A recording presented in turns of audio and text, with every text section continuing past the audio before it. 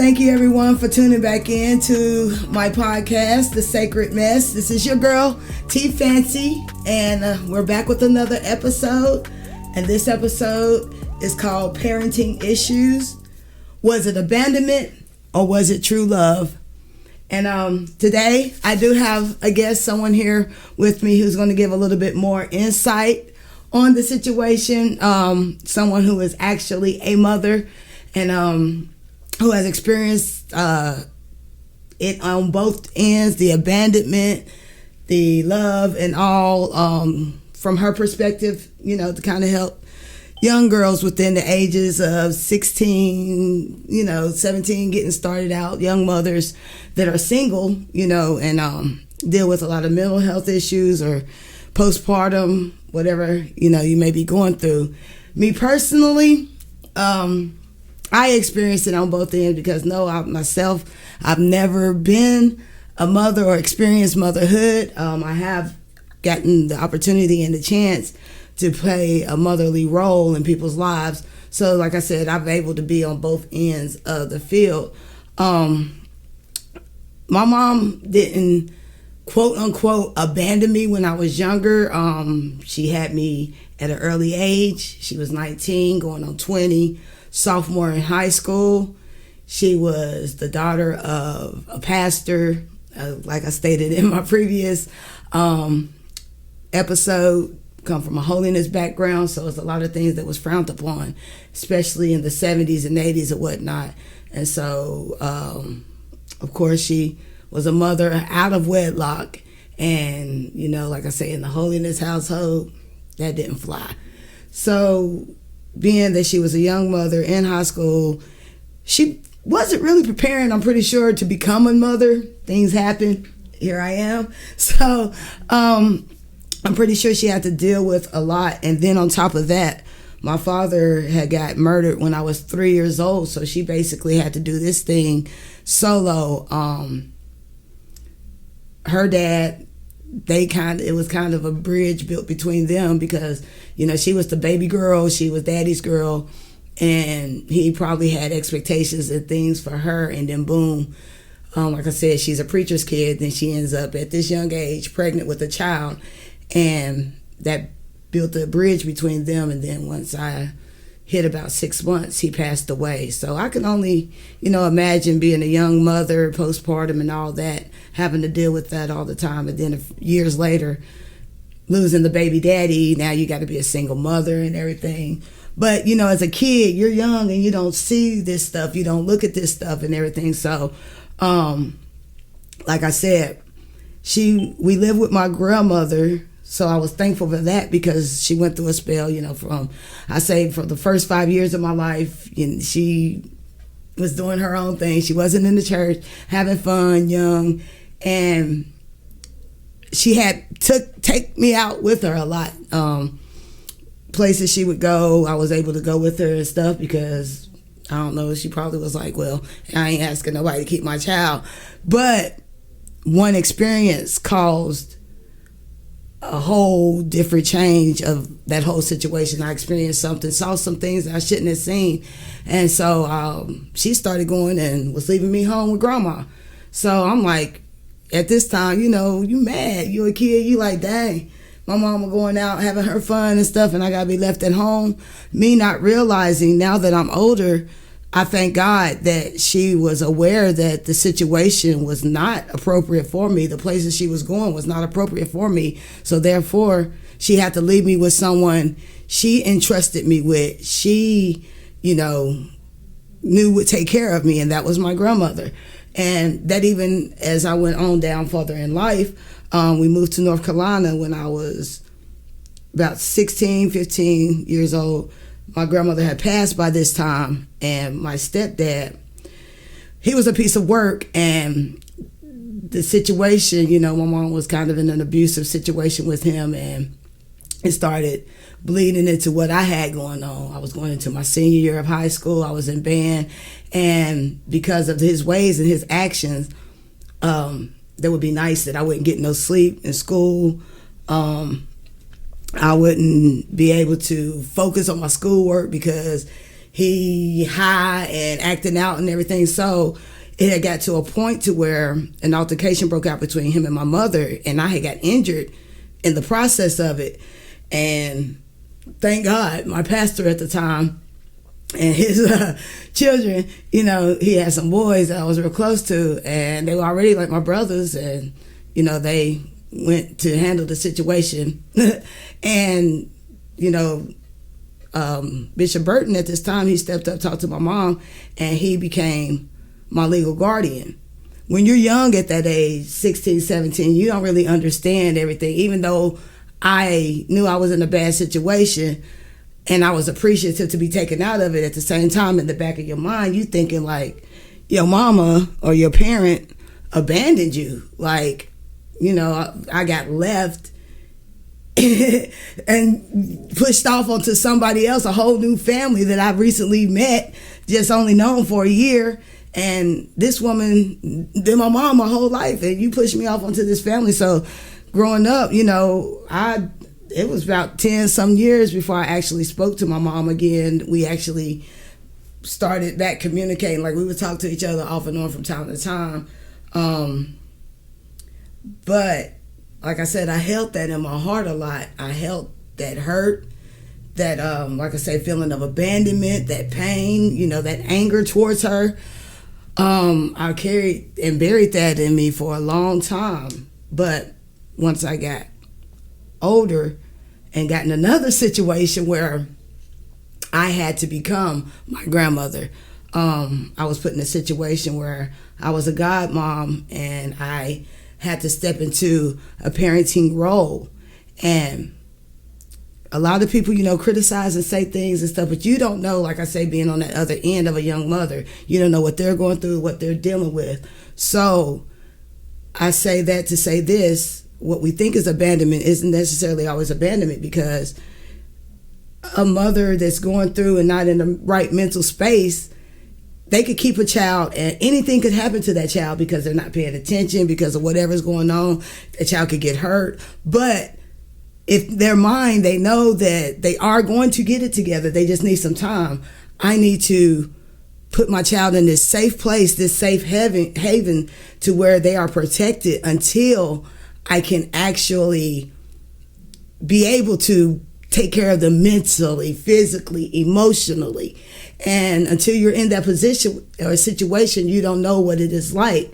So I was able to see it, like I say, from another standpoint, because I was actually able to be the protector, and it wasn't permanent, you know, and I had to look at it like, wow, I know a mother loves her child to keep it for that long, but for her to have it and then have to put it in somebody's hands just to bring that separation, that takes a lot, and that takes a lot of love. So that's where, like I said, on my endpoint, my stand of view, that's how I was able to forgive my mother and build that bond, build that friendship, because at the end of the day, she's still my mother and I'm still here, and she could have been selfish and allowed me to be in situations with her, be in places with her that would have been harmful to me. Or, as I stated, you know, she did what she needed to do to put me in care until, you know, when she got in church. I ain't even gonna lie, boy, I was in church every day, all day. Then after that, I was back with my mama all the time, no longer being abandoned. I was church. But, you know, like I said, that was the thing. She got it together. She figured her life out. And it wasn't temporary. Even the situation that happened on down as a teen, you know, she could have left me in the house with her and my stepdad, and one abusive situation could have led to something even worse. But because she saw that and seen that she wasn't ready to leave that situation, she took me out of the situation so I wouldn't be affected by it. So today I have with me a young lady here who I think she said she's about to be 30. She got some years on me. But she's here to kind of give her insight and her perspective on the situation. So I'm going to give the floor to her, and I thank you. And I'm going to go ahead and let her share her story. Are you there? Yes, I'm still here. Hey, I just wanted to go ahead and say, that's great that you were able to turn your situation around and have those things come out as a positive for you. That is very, very Thank you. admirable, Thank and you.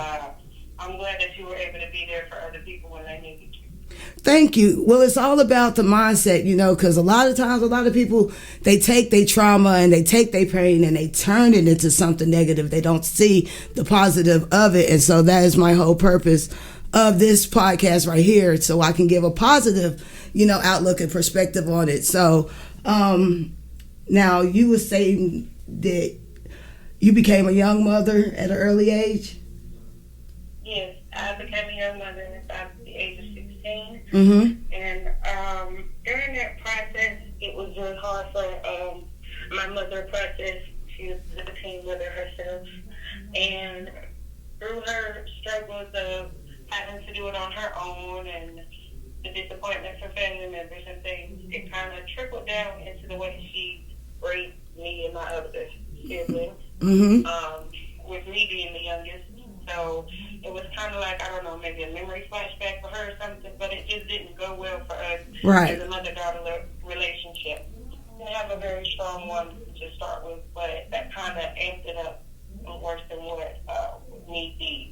And I felt it was very hard for us to heal from that. But during that process of me being pregnant, it was like, I don't know if it was like a living nightmare for her, but it definitely turned into one for me. Right. Unfortunately. Right. And so I just wanted her to eventually come around to see me like, okay, you've been here. Is there any tools, any conversations that we could have? But it just more or less always turned into, well, you're probably not going to do it right, so let me do it.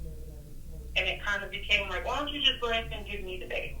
Right. It was kind of that concept well before I even had him, my son. And it was kind of tough because his father, mother, had also been a teen mother. So I was pretty sure she should be in some ways understanding. Unfortunately, I was not met with that type of energy at all. Right. It was more or less the same with my mother's. Right. But kind of to a different extreme. It was kind of like, let's call social services, let's take the baby, even though it's already a hard situation on her. Let's kind of make it worse by taking the only thing that she, has at the moment. Right. Right. And so during that process, it was very hard to kind of see the positive spin on that. Right. But I eventually was able to get the proper services that I needed. Right. And once she opened said case, the social worker just kind of told her, ma'am, we have a history of you raising children in our system. We have no history of her raising a child in our system. Wow. If the problem is that she's struggling with homestead problems, we can give her a home. Right, right. So right. I to receive those services, get the apartment, so and be able to raise my son kind of in my own environment at that point. Okay, so what was meant to work out negatively against you to get your child taken away, it actually worked out in your benefit to where you was able to keep your child and raise them in your own home, is what you're saying? Yeah, pretty much. It was able to, kickstart a positive turn for me. Exactly. Okay, and that's what I'm saying when I say about taking the, and see, you could be still bitter about the situation, not looking at the positive that came out of that, but the negativity of having what got it started. So I commend you on that yourself, because like I said, I've raised other people's kids, helped raise other people's kids. I wouldn't say I've raised them, but I've had a hand in on raising other people's kids. And I know how I feel towards them and the love I have towards them.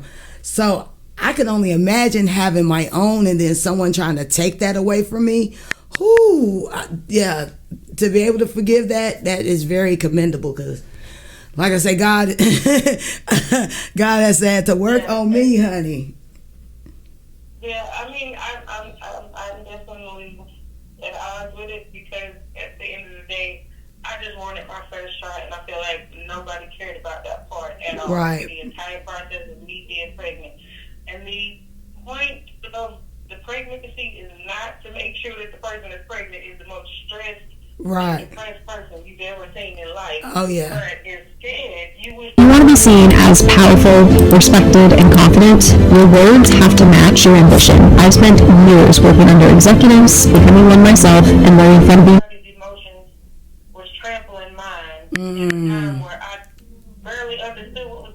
the first place. Right. Ooh. I just feel like if it was not for the first 5 years, and I live by it, if it was not for the first 5 years of my life, being able to learn how to process my emotions and the emotions of other people around me, then I would not have been able to just be like, okay, so that's a them thing, that's not really a me thing. Right. So what am I going to do next? Got you. So now, and my condolences to you. You recently lost your mother, you said, and yes, I had. That was about 2021. Okay. Yeah, she passed from COVID. She was asthmatic, so catching a chronic disease like that, it definitely took a toll on her lungs, and she did not make it. And so where was y'all relationship standing at that point once she passed, and were y'all like? If I had to say spiritually, I would have no idea at that point. If I had to say emotionally, I would say I was important enough to be her last phone call, and that felt like something that I did not know was going to happen. Right. I imagined would happen. Right. But I mean, it felt like it meant something to me. Yeah. So I hang on to Definitely. it Definitely. But other than that, I just have mindset of I have to heal from whatever we had going on throughout my life, throughout the birth of my child, and her responsibilities and duties as a grandmother. I just have to take them what they were. Facts. And move forward from that, because honestly, there is nothing I can do about it. And that is so true. No matter. I have to appreciate it for what it is. Exactly, and that's where I try to get people to see, and the forgiving and everything, especially when it comes down to family and things of that sort. So it's so important to let things go, because what is holding on to it doing to you? You can't change it. No matter how much you hold on to it, no matter how much you look back at it, it's not going to change. So I definitely feel you on that. And so my question to you, if you had anything to say to our young mothers out here who is struggling, because like I said, I know it's easier to speak with kids and talk to kids. Kids deal with parenting trauma and parental issues, but then that's why I say, that's why I wanted to give them my perspective, of my point of view of it, because what we always sometimes see as abandonment is not necessarily abandonment. It's love. You just have to look at it at a different angle. But like I say, from a mother's standpoint, on the point of view, what advice would you have, or what would you like to say to the young ladies out here that's dealing with trauma, or hold on, y'all, I lost the connection.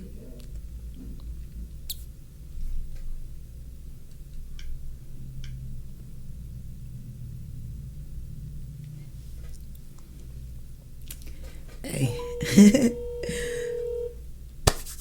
Excuse the delay. Coming right back. I got an Android. I'm going to upgrade to an Apple soon. Okay, well, I seem to have lost my caller for the moment. So, all right. Well, I lost my caller. So I'm going to continue on and talk to you all. Like I said, I was just trying to get an insight from an actual mother who has actually experienced motherhood and went through some things. And I haven't experienced motherhood. Probably never will. Ain't no probably. I'm never going to experience motherhood.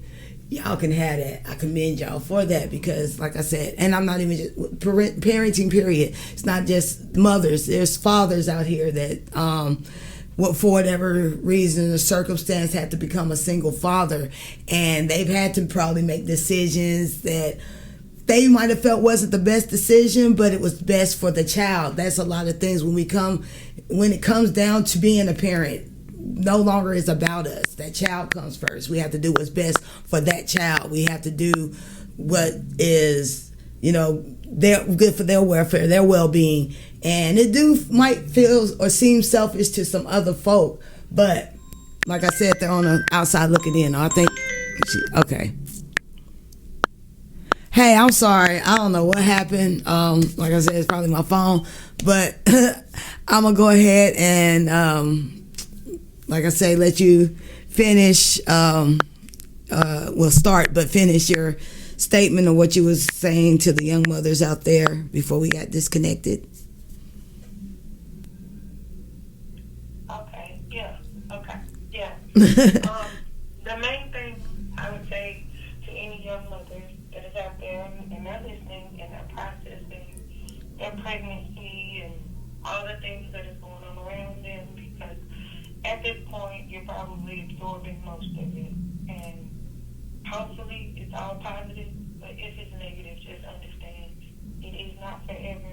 It will pass, and the next step that changes any of that always begins with first.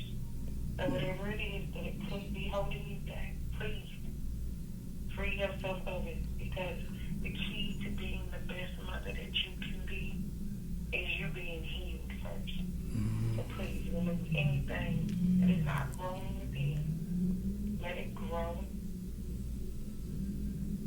and pass it down to your baby, that you let it grow. Not that you let it sit, not that you let it stop. Because they don't deserve that. You didn't deserve it. Never it came to you. Right. And I love you with the love God intended for everybody. Hey. Thank you so much, and thank you for that insight, and thank you for reaching out to me and allowing me to use your voice as a way of reaching out, because as I stated, I'm not an actual mother, so I never got to experience motherhood. So for you to come on and share, that took a lot, and I really truly appreciate you today. And I'm pretty sure the other mothers out there, or the upcoming mothers, they appreciate it as well. So once again, I thank you. Thank you. I appreciate you too. And you really got to stop saying not a real mother.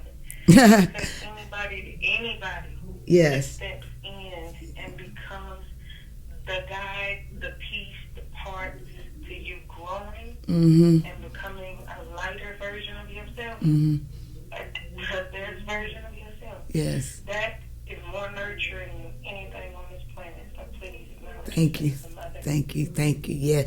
Honey, the stuff I've been through, I feel like a mother.